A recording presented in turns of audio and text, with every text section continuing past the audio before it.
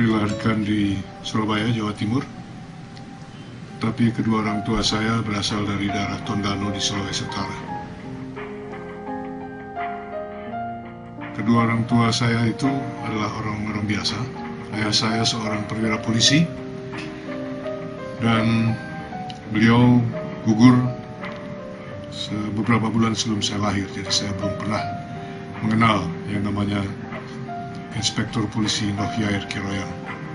Tapi saya kira perjalanan hidup beliau cukup bisa saya ikuti dari apa-apa yang telah ditinggalkan pada saya, termasuk catatan beliau. Saya juga bersekolah di Surabaya sampai saya lulus SMA Katolik Saint Louis pada tahun 1956. Dan setelah itu saya meneruskan studi ke Universitas Pajajaran di Bandung. Studi tersebut tidak sempat saya selesaikan karena saya mendapatkan, pada waktu saya sedang menyusun skripsi, saya mendapat tugas belajar ke Jerman di kantor yang saya geluti waktu itu di PT Siemens Indonesia.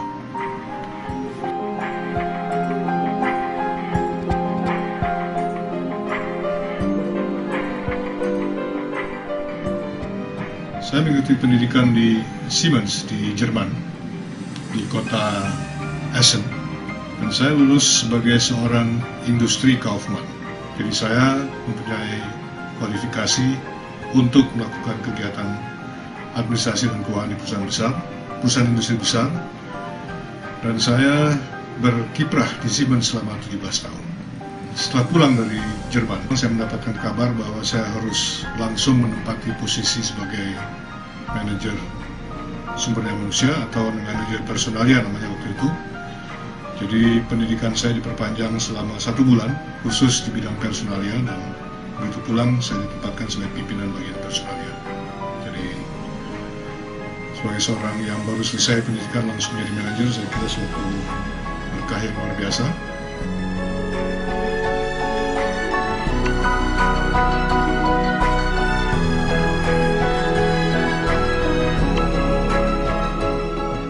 Setelah saya menjalani pekerjaan sebagai manajer personalia selama kurang lebih 1,5 tahun, saya diangkat menjadi wakil general manager administrasi dan keuangan. Jadi suatu peningkatan karier yang juga cukup lumayan, dan setahun kemudian saya penuh menjadi general manager administrasi dan keuangan, membawahi semua fungsi keuangan dan administrasi di Siemens waktu itu.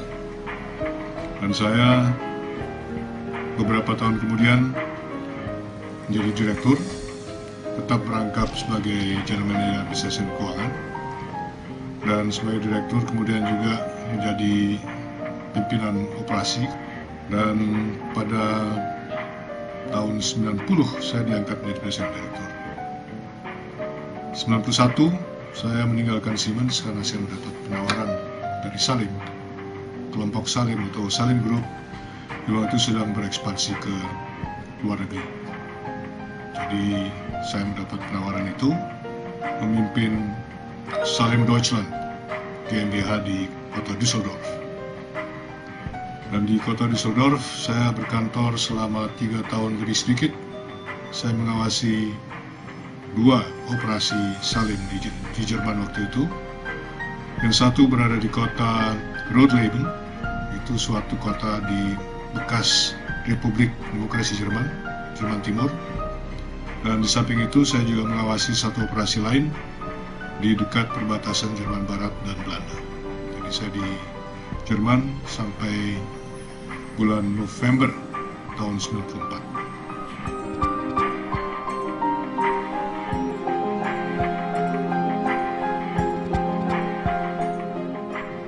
Dari Jerman, saya mendapatkan penugasan ke Australia, ke kota Melbourne. Saya ditugaskan sebagai perwakilan Salim di Australia dan juga menempati posisi sebagai direktur di perusahaan patungan. 50% dimiliki oleh Albright & Wilson di Inggris dan 50% dimiliki oleh Salim Group.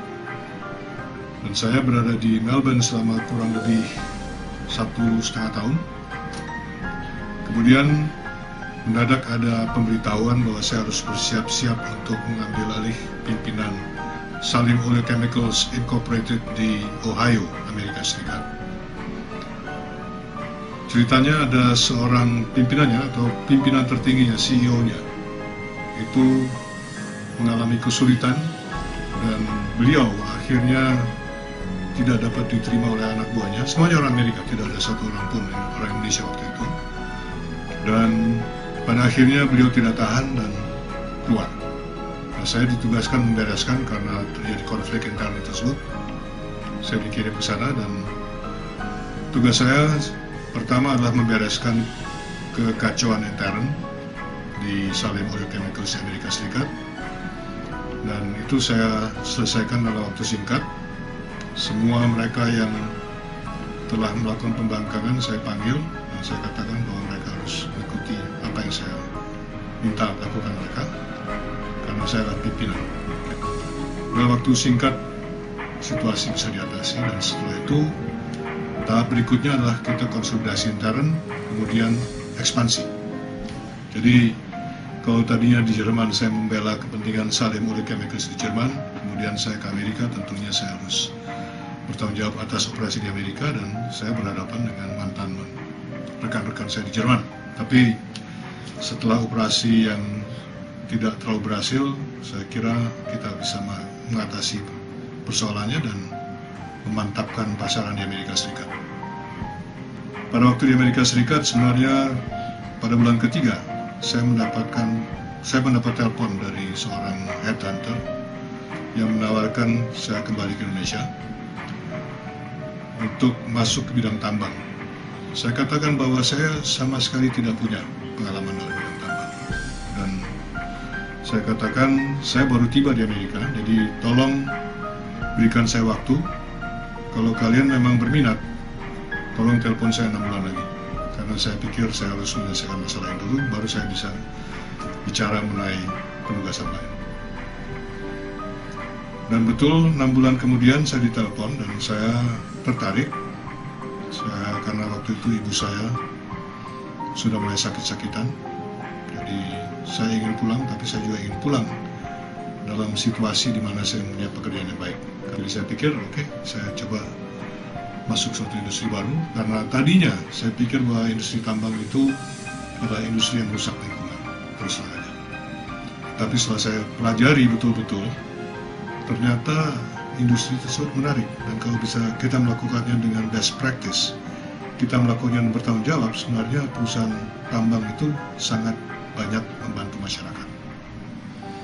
Jadi setelah melalui tahapan seleksi pertama di Jakarta, kemudian di Melbourne, dan terakhir wawancara dengan pimpinan tertinggi dari Rio Tinto, saya akhirnya diterima sebagai Presiden Direktur PT Rio Tinto Indonesia dan waktu itu tugasnya adalah mengembangkan bisnis Rio Tinto di Indonesia.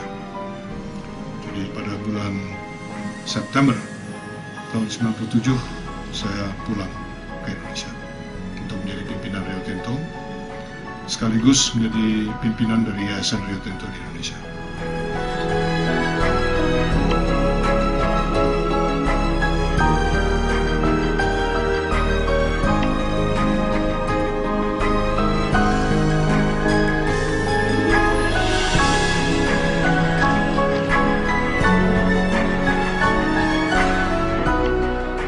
Jadi saya mulai menjalani kehidupan dunia tambang itu baru setelah bergabung dengan Rio Tinto pada tahun 97.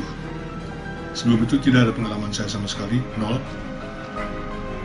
Tetapi pada umumnya orang sekarang mengenal saya sebagai seorang eksekutif tambang karena selama 6 tahun saya keluar dari Indonesia dan kembali ke Indonesia sebagai pimpinan perusahaan tambang.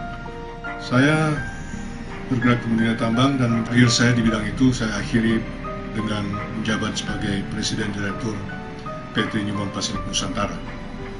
Dan pada waktu saya memutuskan berhenti di Newmont, saya juga berpikir bahwa saya harus melakukan sesuatu. Dan sesuatu itu harus sesuatu yang saya kuasai dan juga dapat saya lakukan dengan baik. Jadi saya memutuskan membuka perusahaan jasa konsultan yang namanya adalah PT Komunikasi Kinerja, atau nama dagangnya, trade name-nya adalah Kiran Partners.